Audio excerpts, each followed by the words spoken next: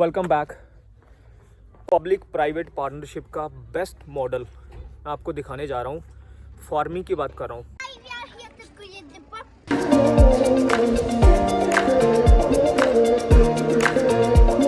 और देखो हमारा स्वागत करने के लिए कद्दू महाराज खड़े हैं। कद्दू महाराज पूरे परिवार के साथ हमारा स्वागत करने के लिए बैठे हुए हैं। पूरा परिवार है इनका, अपनी दादा दादी मौसा मासी चाचा चाची सब कद्दू परिवार से हमारे साथ है। किंगडम ऑफ कद्दू। और ये कारण सबसे बड़ा है कि ये हैलोवीन आ रहा है, वो भूतों वाला फेस्टिवल होता है ना, हैलोवीन। स्केरक्रो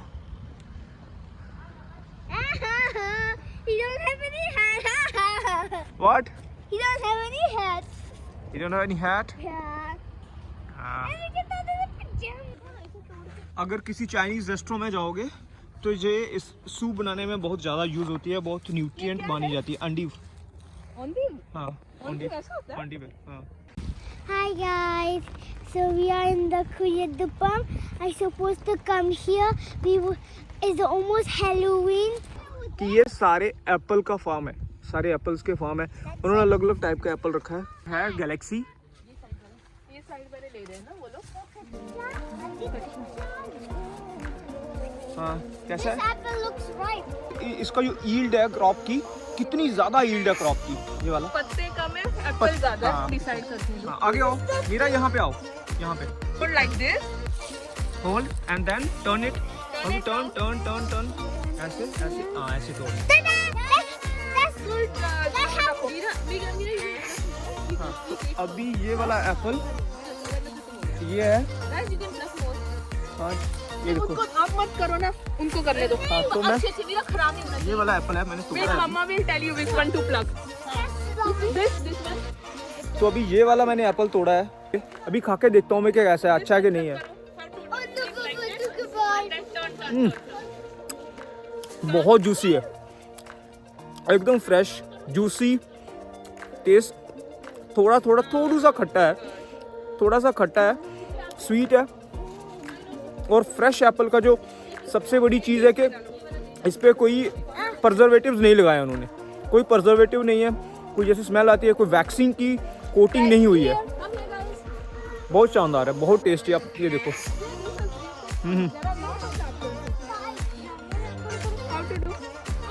This one बेटा, this one मोटा ले लो, मोटा। कैसे काटना है वो? हाँ ऐसे, शाबाश। एप्पल को हमेशा ऐसे तोड़ना है जैसे राउंड राउंड कर रही है ना। हाँ बेटा तोड़ के हाँ ऐसे करो। वो छोटा नहीं। Show me.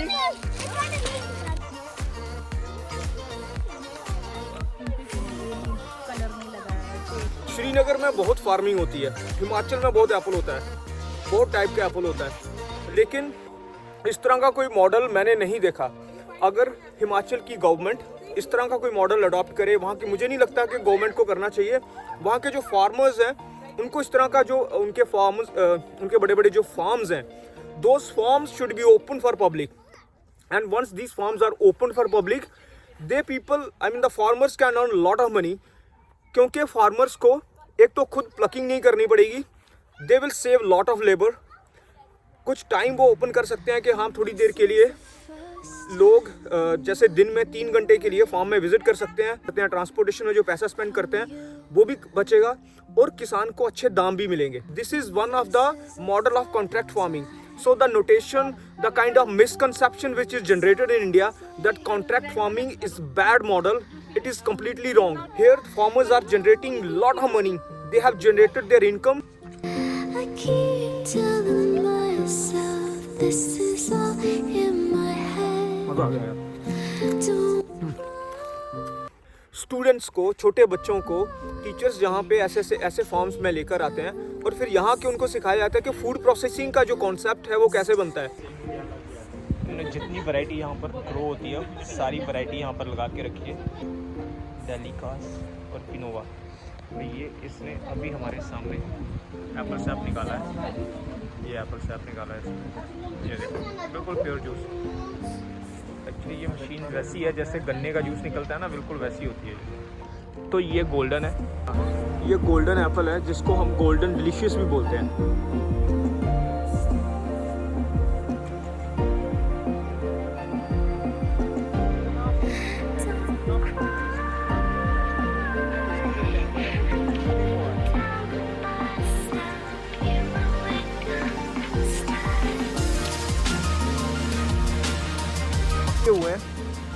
एकदम एप्पल के गाल एकदम लाल हो चुके हैं। हाँ, तो इसको हम एक को तोड़ के देखते हैं। ये देखो एप्पल के गाल एकदम लाल है।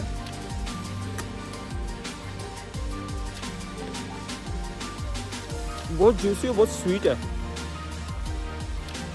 जितने मर्जी खाओ यहाँ पर कोई प्रॉब्लम नहीं है। ये देखो मैं ये एक और प्लग करने वाला हूँ छोटा सा। इसको टेस्ट करके देखते हैं कैसा है।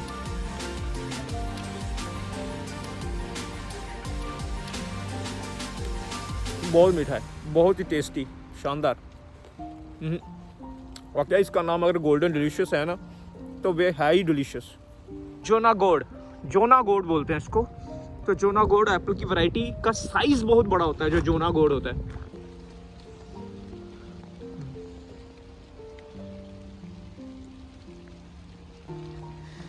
This is the first time. तो चलो एक ट्राई करता हूँ मैं।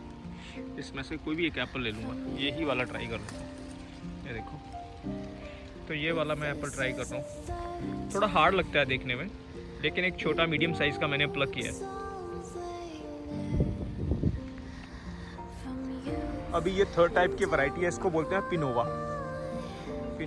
इसका कलर ऐसा लगता है कि जैसे आर्टिफिशियली किसी ने पेंट किया हुआ है। थोड़ा सा येलोइश रहता है और पिंक रहता है, येलो और पिंक रहता है इसका। ये देखो ऐसा लगता है कि आर्टिफिशियली किसी ने प्लास्टिक के एप्पल लगाए हुए हैं। पीछे जो आप एप्पल देख रहे हैं ये है पिनोवा।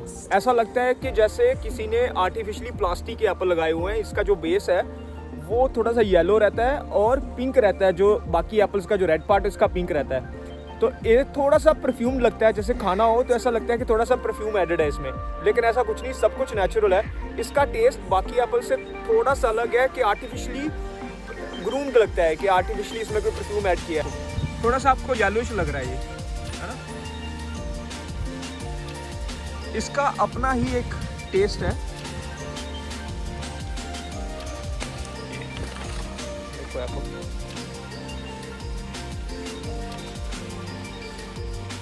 वाव, बहुत शानदार। तो ये वाला एप्पल मैंने प्लग किया है। अभी इसको मैं जरा टेस्ट करके देखता हूँ ये कैसा है। बिल्कुल वैसा, थोड़ा सा एसिड्यूले है, खट्टा खट्टा है, थोड़ा सा परफ्यूम्ड है, लेकिन बहुत टेस्ट अलग है बाकियों से टेस्ट से, बहुत शानदार। Wow, it's amazing. अंदर से बहुत सॉफ्ट है। तो आपको दिखा देता हूँ, ये फॉर्मबॉज है जिसको रेड फ्रूट बोलते हैं या रास्पबेरी भी बोलते हैं।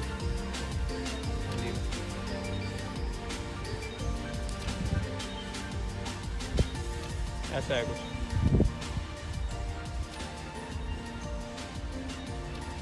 देखो बच्चों के लिए एक बहुत अच्छा सा इंटरेस्टिंग सी टाइम पास करने की जगह हो जाती है। बच्चे खुद फ्रूट प्लग करते हैं। फ्रेश बीन्स, तो हम बीन्स को पहले उठाने वाले हैं। ये बीन्स लगी हुई हैं, तो बस ऐसे ही मैं इसको उखाड़ने वाला हूँ। तो इसके सामने ही हमारी जुकीनी आंटी के घर पे आ गए। अभी हम एक और कुछ लूँगा, तो इसको प्लग कर दिया मैंने। तो ये तीनों हो गई हमारे पास, हमारे लिए बहुत है। ये देखो अपने बागान की एकदम फ्रेश वेजिटेबल का अपना ही टेस्ट है। एक फूल हम ये वाला बाय करने वाले हैं, शू खींचे बोलते हैं इसको। ये देखो टेरी कार्ड का फूल कह लो ऐसे। इसके जो स्पंचीपन देखो इसका, ये देखो। और ये हमारे पास जो लगा है ये कैले के फूल है। कैले का शू है, मतलब फूल ही होता है, जैसे बंद गोभी होता है ना, तो इसको बंद गोभी कहते हैं, लेकिन ये खुला होता है। तो इसको सैलेड में बहुत यूज़ करते हैं, वेट लॉस के लिए यूज़ करते हैं लोग। जो अपने हेल्थ कॉन्शियस बहुत है वो काफ़ी यूज़ में वो भी ज़्यादा इस्तेमाल करते हैं। हमारी नॉर्थ में जो मंडियाँ हैं टोमेटो की, उनके सारे टोमेटो राजस्थान से आते हैं, लेकिन जो टोमेटो के फार्मर्स हैं उनको मंडियों में बिल्कुल वैसा भाव नहीं मिलता। बिल्कुल अपनी मनमानी होती है, बहुत चीटिंग फील होती है जब कोई इतनी मेहनत करता है उनको सही भाव ना मिले मंडियों में। 2 से 3 रुपए पर किलो भी उनको प्राइस नहीं मिलता। यहाँ पर 5.5 यूरो पर किलो है वो टोमेटो। कंज्यूमर के पास पहुँचता है तो उसका प्राइस तो 10 टाइम्स ऊपर हो जाता है, लेकिन बीच में पैसा कौन खा जाता है? इंडिया में भी लोग स्पेंड करते हैं, उतना ही पैसा स्पेंड कर रहे हैं, लेकिन फार्मर्स को नहीं मिल रहा। कौन खा रहा है? गवर्नमेंट तो नहीं खा रही। मंडियों में जो लोग भी पैसा खर्च कर रहे हैं, लेकिन पैसा कहाँ जा रहा है? क्योंकि मंडियों में उनको सही भाव नहीं मिलता। और जो मंडियों पे मोनोपोली है वो तब तक ख़त्म नहीं होगी अगर फार्मिंग में कोई हम सुधार नहीं करेंगे। आज समय की जो ज़रूरत है वो है रिफॉर्म्स और reforms.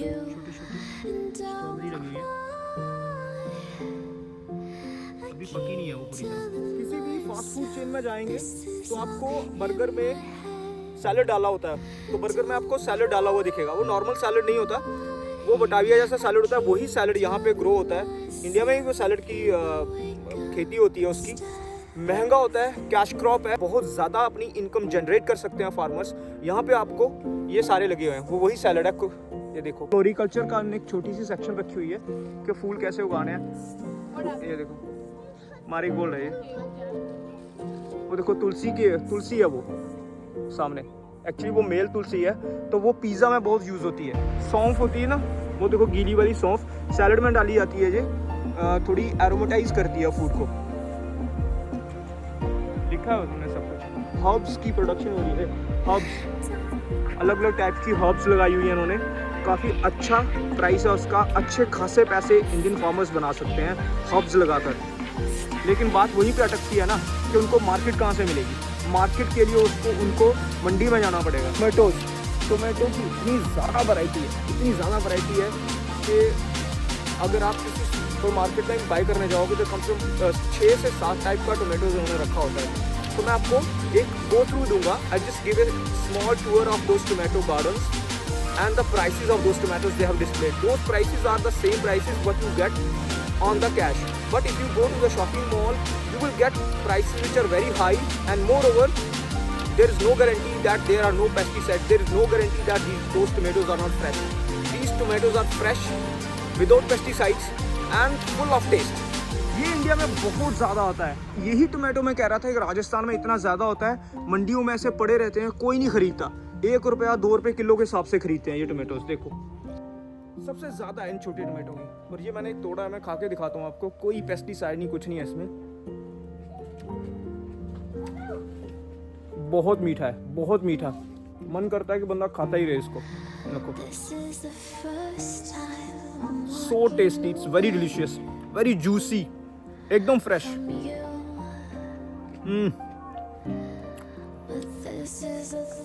I cannot explain you the difference of taste if you will not taste it fresh from the farms. हमारे घरों में भी लगाए होते हैं, घरों में छोटे छोटे गमलों में लगा सकते हैं आप, लेकिन इतनी लार्ज स्केल उसकी जो प्रोडक्शन है नहीं हो सकती। ये अलग टाइप के टोमेटोज हैं, इसका साइज़ थोड़ा बड़ा है। ये टोमेटोज भी सैलड में यूज़ होते हैं। कुछ टोमेटो वहाँ प्यूरी बनती है, उसका सूप बनता है। तो ये नॉर्मली बैंगन भरता है जो बनाते हैं, उसके पीसेस है, उसके ब्रिंजल्स है। देखिए अगर आप 6 किलो से ज़्यादा लो तो आपको 92 सेंट्स का पर पीस है, पर किलो नहीं होते हैं, किलो। ये फॉर्म्स ऑर्गेनिक है, पर पीस इसका प्राइस 90 सेंट्स। कॉन्ट्रैक्ट फार्मिंग का दूसरा एडवांटेज क्या? High prices. Farmers will get very high prices. फ़ायदा किसका हो रहा है? फार्मर्स का। फ़ायदा दूसरा किसका हो रहा है? कंज्यूमर्स का। एक तो उनको प्योर चीज़ मिल रही है, दूसरा उनको फ्रेश चीज़ मिल रही है, तीसरा विदाउट पेस्टिसाइड्स, फोर्थ फार्मर्स के जेब में डायरेक्ट पैसा जा रहा है, और पांचवा कोई बिचौलिया नहीं। तो अभी ये कैप्सिकम का है, ये देखो प्राइस पहले दिखा देता हूँ आपको। दूसरी वाली कैप्सिकम है, और ये कैप्सिकम, हाँ ये कैप्सिकम अलग वाली है थोड़ा। हाँ टेस्ट तो सेम है। पर आप पीस है बड़ी ये? लो। हाँ पर पीस नहीं, ये 2.5-3 यूरो किलो है। हाँ ओके, 3 यूरो किलो।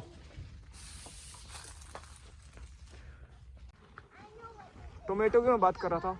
इस टोमेटो को हार्ट ऑफ द काऊ बोलते हैं। बहुत पुराना टोमेटो है। इसका प्राइस 4.7 यूरो पर किलो। इसको क्यों बोलते हैं? इसको कॉक द बफ, मतलब जैसे गाय का हार्ट होता है, क्योंकि बहुत फ्रेजाइल होता है हार्ट, और देखो हार्ट टाइप का शेप है इसका। इस तरह का कुकुम्बर लगता है, खीरा मतलब। ये देखो, कॉर्निशो बोलते हैं इसको, खीरा बोलते हैं। You can preserve it for longer period of time. थोड़ा सा सिरका डाल के आप किसी जार में या किसी बॉटल में you can preserve it for a longer duration of time. फिर बाद में आप इसको सैलड में यूज़ कर सकते हैं, फिर उसको सैंडविच में यूज़ कर सकते हैं, बर्गर में डाल सकते हैं। बहुत टेस्टी है। मुझे नहीं पता इसका टेस्ट कैसा, मैंने कभी खाया भी नहीं। ये मिला नहीं, कभी खाया नहीं, तो टेस्ट करके देखते हैं कैसा है ये। तो ये टोमेटो मुझे मिला है, पता नहीं कैसा है, खा के देखता हूँ कि कैसा है।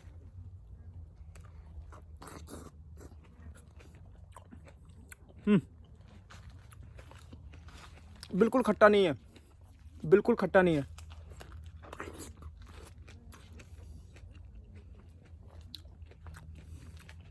अलग है टेस्ट, मतलब टोमेटो जैसा तो है ही, लेकिन बिल्कुल टोमेटो जैसा भी नहीं है जो नॉर्मल टोमेटो हम खाते हैं।